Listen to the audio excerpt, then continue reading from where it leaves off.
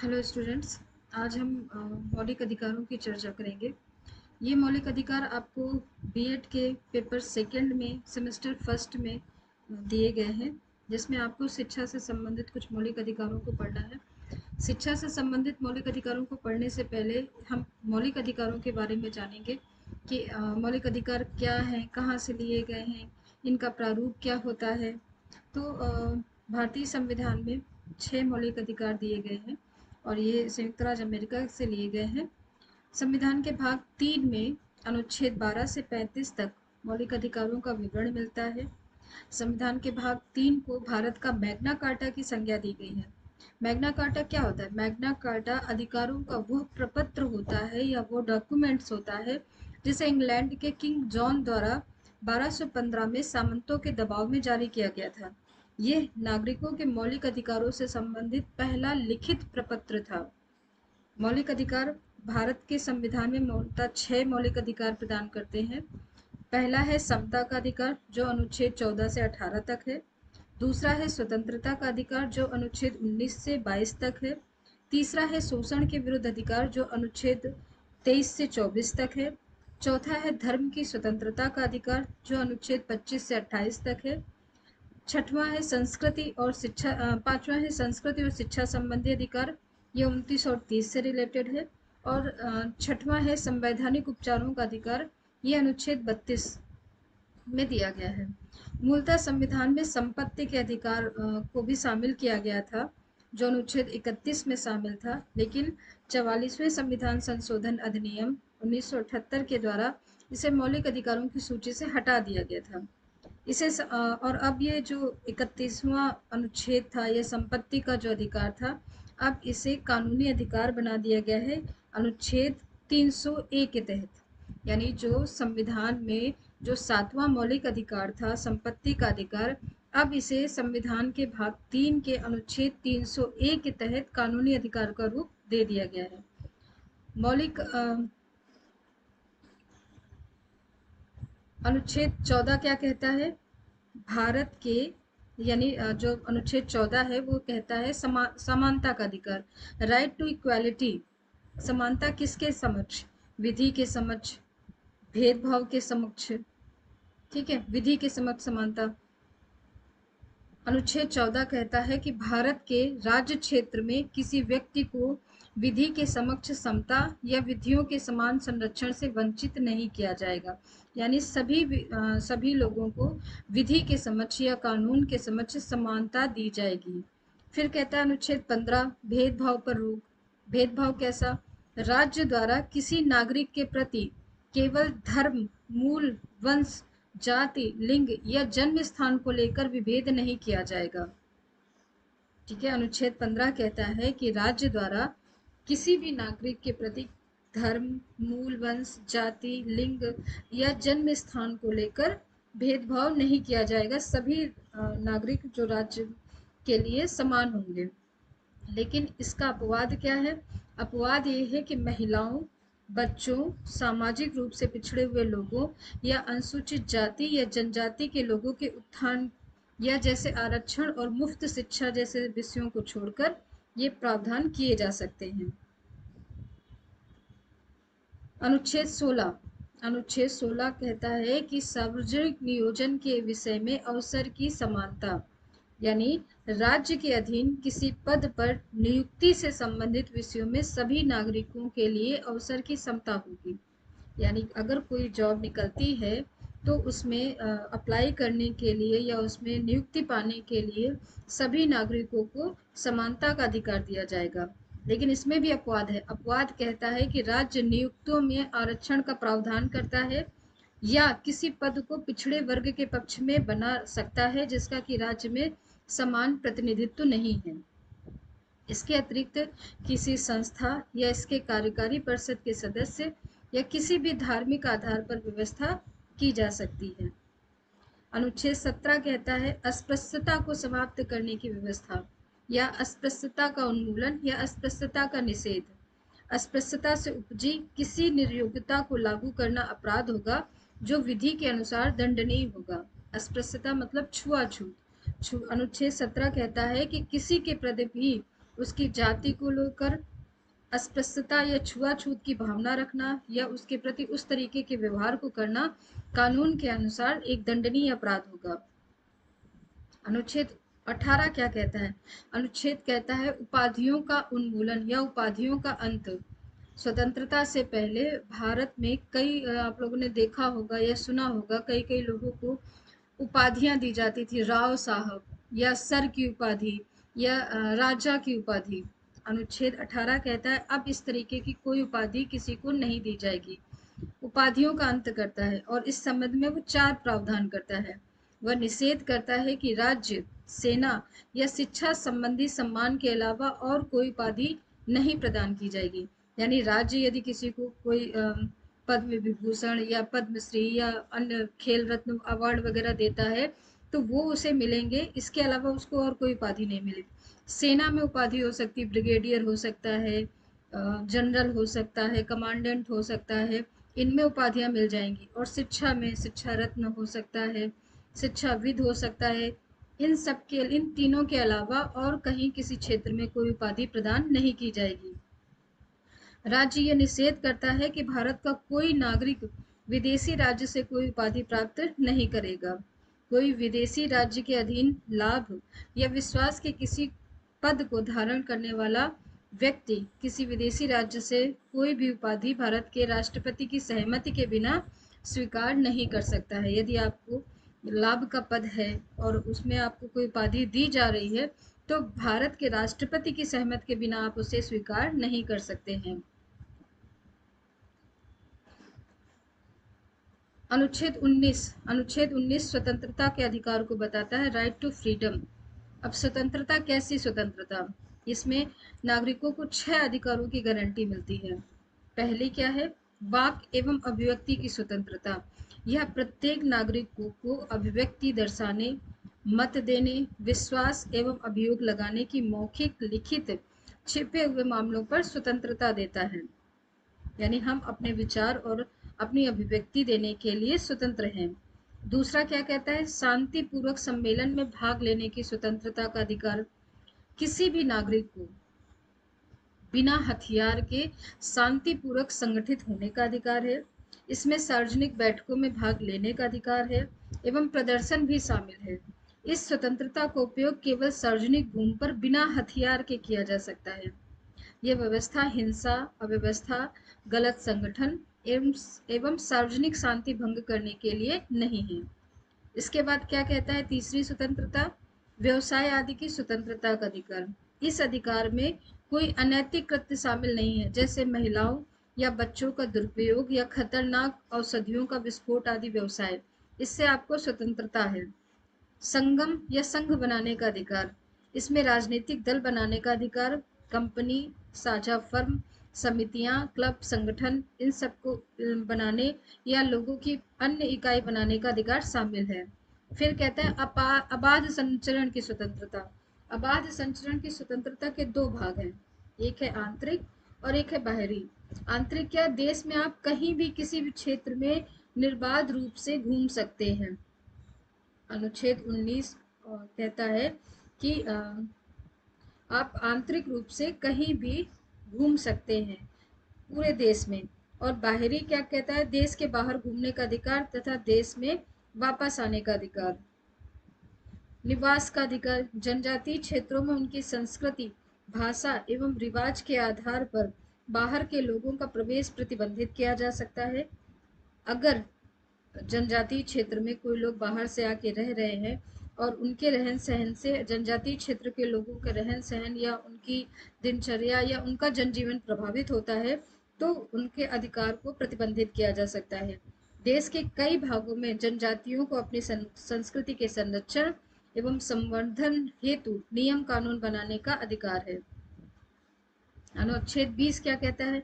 अनुच्छेद 20 कहता है कि अपराध के लिए दोष सिद्ध के संबंध में संरक्षण का अधिकार। यानी किसी भी व्यक्ति या किसी भी अभियुक्त या दोषी करार दिए गए व्यक्ति, चाहे वो देश का नागरिक हो या विदेशी या कंपनी व परिषद का कानूनी व्यक्ति हो, इन सबको मनमाने और अतिरिक्त दंड से संरक्षण प्रदान करता है। ठीक है। फिर है अनुच्छेद 21, प्राण एवं दैहिक स्वतंत्रता।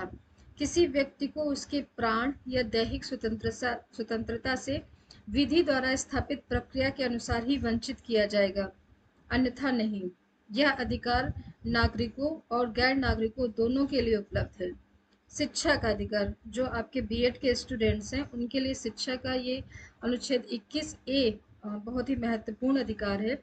ये कहता है कि राज्य 6 से 14 वर्ष की आयु के सभी बच्चों को निःशुल्क एवं अनिवार्य शिक्षा उपलब्ध कराएगा। राज्य 6 से 14 वर्ष की आयु के सभी बच्चों को, यानी राज्य के द्वारा जो 6 वर्ष से लेकर 14 वर्ष तक के बच्चे हैं उनको राज्य सभी बच्चों को निःशुल्क शिक्षा व्यवस्था उपलब्ध कराएगा। ये शिक्षा का अधिकार और हर बच्चे को राज्य की तरफ से कानूनन रूप से शिक्षा प्राप्त करने का अधिकार है और शिक्षा प्राप्त करना प्रत्येक बालक का मौलिक अधिकार होगा। अनुच्छेद 22 क्या कहता है कि हिरासत एवं गिरफ्तारी से संरक्षण। हिरासत एवं गिरफ्तारी से संरक्षण यानी किसी व्यक्ति को गिरफ्तारी से संरक्षण प्रदान करता है। एक गिरफ्तारी दो तरीके की होती है या हिरासत दो तरीके की होती है। एक होती है दंड विषयक और एक होती है निवारक। दंड विषयक हिरासत एक व्यक्ति को जिसने अपराध स्वीकार कर लिया है और न्यायालय में उसे दोषी ठहराया जा चुका है को दंड देती है। निवारक हिरासत वह है जिसमें बिना सुनवाई के न्यायालय में दोषी ठहराया जाए, इसके विरुद्ध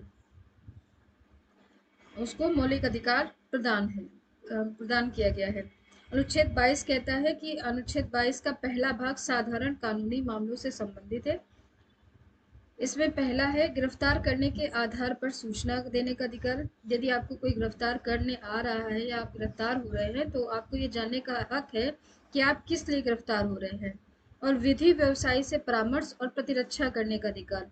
और यदि आप गिरफ्तार हो जाते हैं तो आप अपने वकील से या विधि व्यवसायी से परामर्श ले सकते हैं और अपनी प्रतिरक्षा करने का अधिकार आपको प्राप्त है और आप उसके खिलाफ अदालत में, कोर्ट में अपील कर सकते हैं। मजिस्ट्रेट के सम्मुख 24 घंटे के अंदर यात्रा के समय को मिलाकर पेश होने का अधिकार। दंडाधिकारी द्वारा बिना अतिरिक्त निरोध के 24 घंटे में रिहा करने का अधिकार। अनुच्छेद 22 का दूसरा भाग निवारक हिरासत मामले से संबंधित है। किसी व्यक्ति की हिरासत अवधि 3 महीने से अधिक नहीं बढ़ाई जा सकती जब तक कि सलाहकार बोर्ड या उच्च न्यायालय के न्यायाधीशों की खंडपीठ इस बारे में उचित कारण न बताए। निरोध का आधार संबंधित व्यक्ति को बताया जाना चाहिए। निरोध व्यक्ति को यह अधिकार है कि निरोध के आदेश के विरुद्ध अपना प्रतिवेदन प्रस्तुत करे।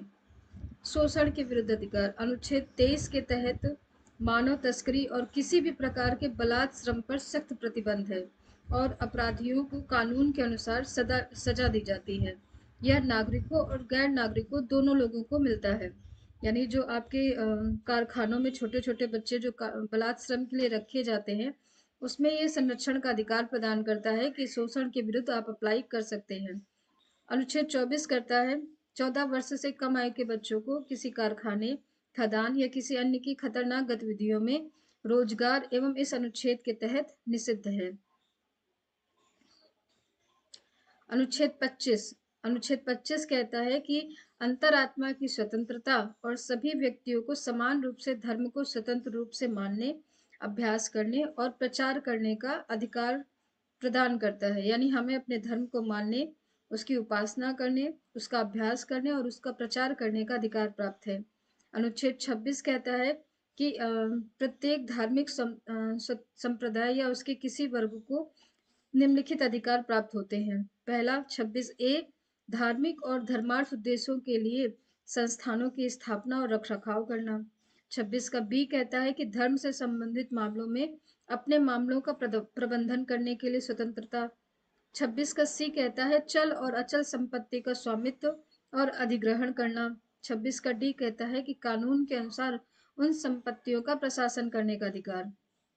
अनुच्छेद 27 में कहा गया है कि किसी व्यक्ति को किसी विशेष धर्म या धार्मिक संप्रदाय के प्रचार या रखरखाव के लिए किसी भी प्रकार के करों का भुगतान करने के लिए बाध्य नहीं किया जाएगा।